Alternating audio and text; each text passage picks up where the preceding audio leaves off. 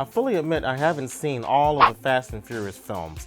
I saw Fast 5, that was the one where they were dragging a bank vault through the streets. And I saw Furious 7, which, as ridiculous as it was a lot of fun, and it was very touching as they dealt with the death of Paul Walker.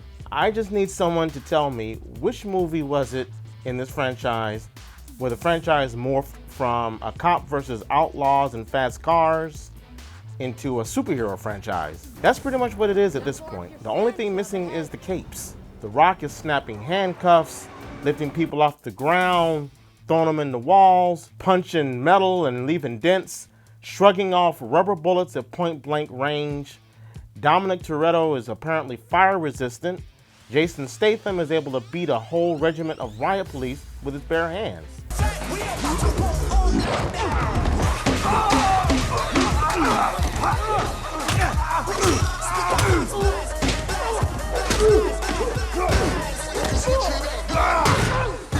In addition to that, every car is like a Batmobile. Stolen cars are transformed overnight into bulletproof strongholds.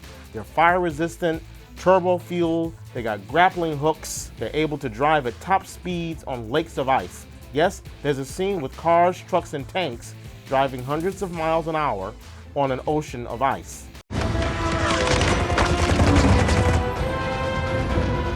Oh, shit!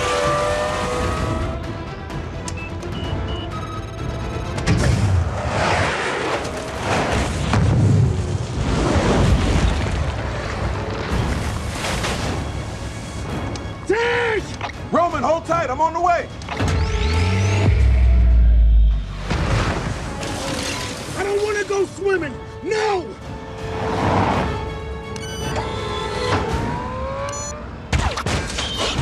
Really, Ted? Oh, no, no, no, no, no, no, no, no!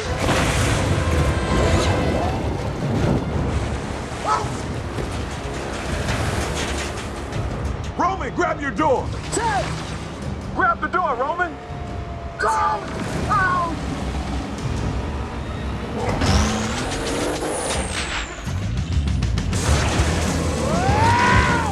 Kind of reminiscent of Die Another Day, the James Bond film, with the invisible car. Matter of fact, I'm surprised none of these cars had the ability to turn invisible. Pretty much everything about this movie is implausible, and I say that fully knowing that this franchise has always played, well, fast and furious with physics and science.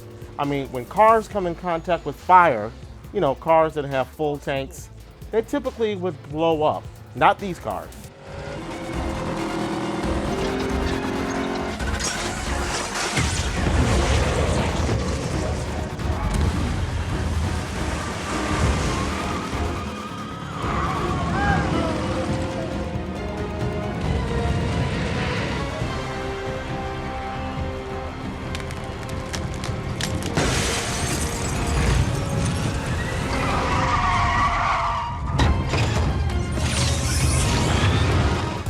These cars can catapult into midair, land, and speed right off.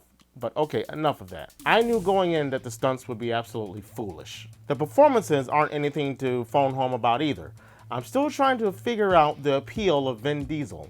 His acting is more rock-like than The Rock himself, who at least has a charismatic likability no matter what he does or how unbelievable what he does is. You know, like swatting a full-speed torpedo out of the way. Tyrese Gibson provides effective comic relief. Ludacris and Natalie Emmanuel are sufficient in their roles. I've been in here for 4 hours. My ribs are showing. I don't know about y'all, but I'm out. I wouldn't recommend that. What? Well, thanks to your botched Berlin job, you all made Interpol's top 10 most wanted list. Top 10? Mm-hmm. That's all right. Well, not you, Roman. What do you mean? You just missed the cut. You're number 11. So. I missed it? Yeah. That's impossible. What number did they come in at? 6, 8, 9, 10. She's 10? Mm-hmm. That's impossible. There's no way she's a 10. Oh, she's definitely a 10.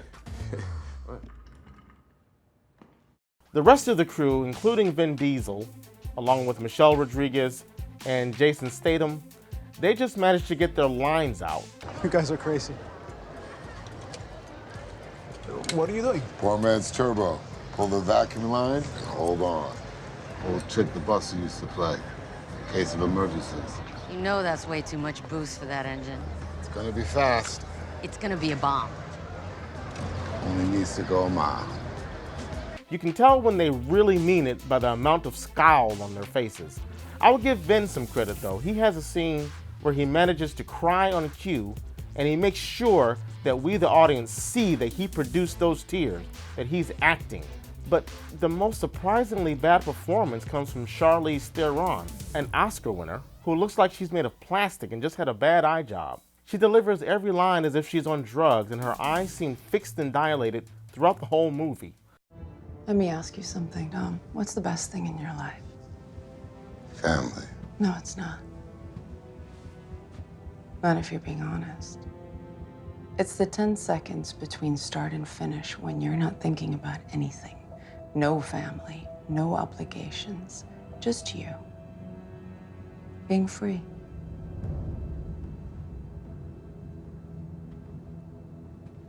I gotta tell you, this whole saving the world Robin Hood nonsense you've been doing recently, it's not you.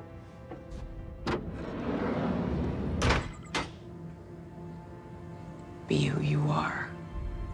Why live only a quarter mile at a time when you can live your whole life that way?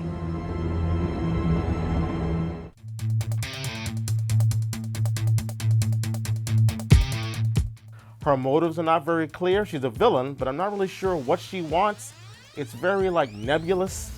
It never matters in a movie like this. Kurt Russell, he does a good job, but he wanders in every other scene.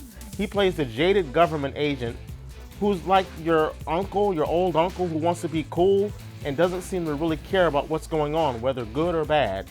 He just kind of, like I said, hangs out and delivers exposition. I can't explain why Furious 7 worked for me. I really enjoyed that movie. It was just as outlandish as this film. Maybe it was just the sympathy factor due to the untimely passing of Paul Walker. Maybe the stakes were higher or the plot was unpredictable. There aren't many surprises in this film. We see why Dominic turns on the team right at the beginning. And I was sitting there in the theater scratching my head, wondering why the team doesn't consider all possibilities as to why Dominic would turn on them.